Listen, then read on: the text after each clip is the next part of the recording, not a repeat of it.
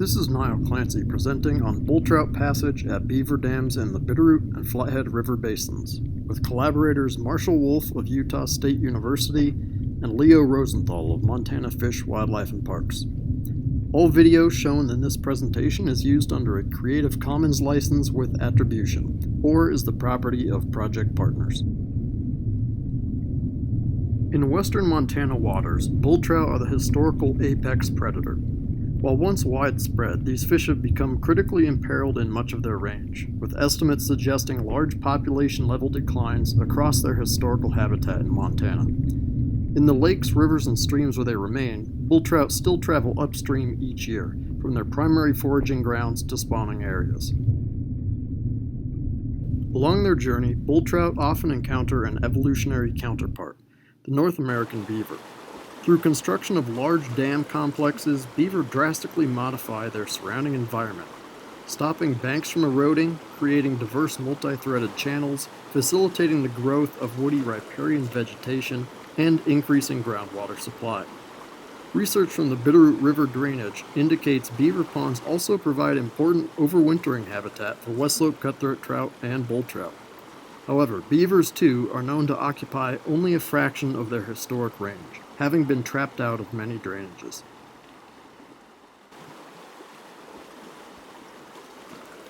The landscape level benefits beaver create are increasingly being recognized, and efforts to restore or mimic beaver activity have become a popular means of stream restoration.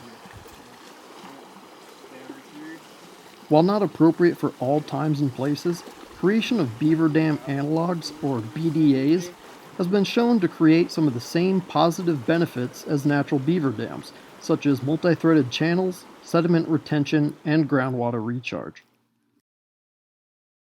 However, many fish biologists have long worried that beaver dams impede the upstream movement of fishes.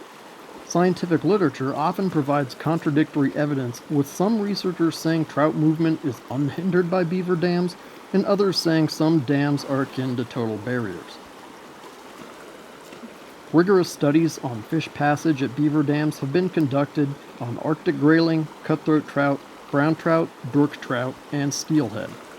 While exact percents of passage varied, grayling, cutthroat trout, and steelhead, species that spawn in the springtime, when flows tend to be high, pass dams at higher rates than brown and brook trout, species that spawn in the fall, when stream flows are generally lower. This pattern of lower passage for fall spawning species may be most concerning for bull trout, another fall spawner. While bull trout and beavers evolved together, any passage problems that once affected abundant and widespread bull trout may be of greater consequence now that bull trout are a threatened species and are less resilient to large population declines. So we studied bull trout passage at beaver dams in two tributary streams. Firstly, here in Meadow Creek, a tributary to the East Fork Bitterroot River, containing healthy numbers of stream-resident bull trout. We placed antenna arrays for reading uniquely coded pit tags at the upstream and downstream margins of a beaver dam complex in Meadow Creek that spanned over 1/3 of a mile in length. This complex contained 27 fully intact dams, ranging up to 3.6 feet in height and over 280 feet long. These dams created a complex of side channels and backwaters, some of which were potentially navigable by fish to pass around dams. In late July of last year, we electrofished within and above the beaver dam complex, capturing and pit tagging 37 bull trout, averaging 156 millimeters in length. All tagged fish were then released immediately below the most downstream antenna. Tagged bull trout were a mix of fish from the ponded area and approximately 2 miles upstream. Two of these mobile, battery-powered pit tag antennas were generously provided by Peter McKinnon of Biomark.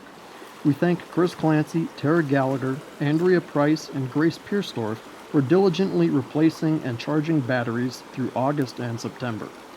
Antennas were removed on October 1st, the date by which research in the Bitterroot drainage indicates bull trout have largely completed upstream spawning movements. At this time, we also used a mobile pit tag reader to sweep the entire beaver dam complex. Of the 37 bull trout tagged and released, 18 were detected entering the beaver dam complex at the lower antenna. None were detected at the upper antenna. We detected 3 fish in the lower half of the beaver dam complex, shown here as yellow dots. To have traveled to where we detected them, these 3 fish must have all passed a maximum beaver dam height of 1.3 feet tall, and the upstream-most fish a dam 1.6 feet tall. Our second case study is of Morrison Creek, a tributary of the Middle Fork Flathead River partially in the Bob Marshall Wilderness.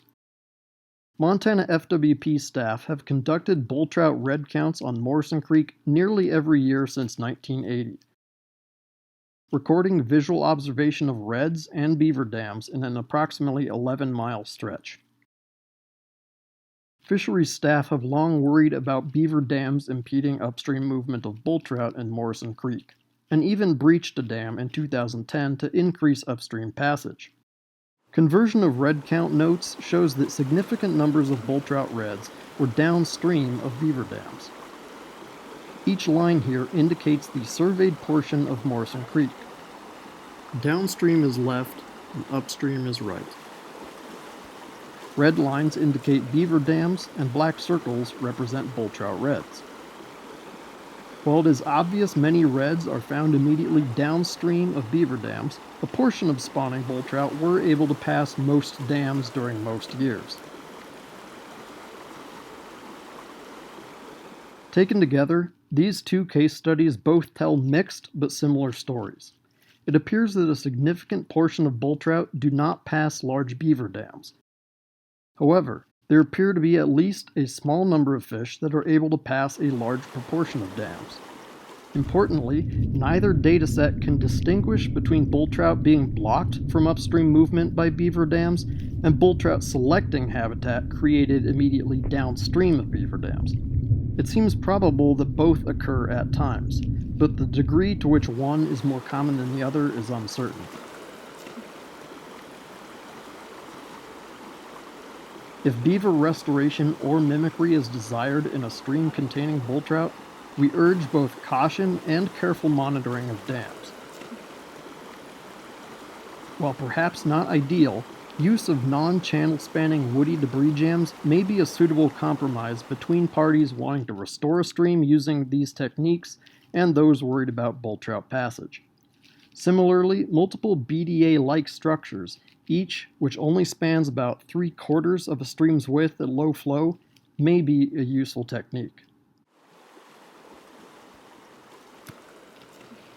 Thank you to the partners who made this work possible, including Peter McKinnon, Tara Gallagher, Chris Clancy, Mike Jacober, Jason Lindstrom, Leslie Nice, Andrea Price, Grace Piersdorf, Katie Venny, and all red counters on Morrison Creek. And to viewers like you. Thank you.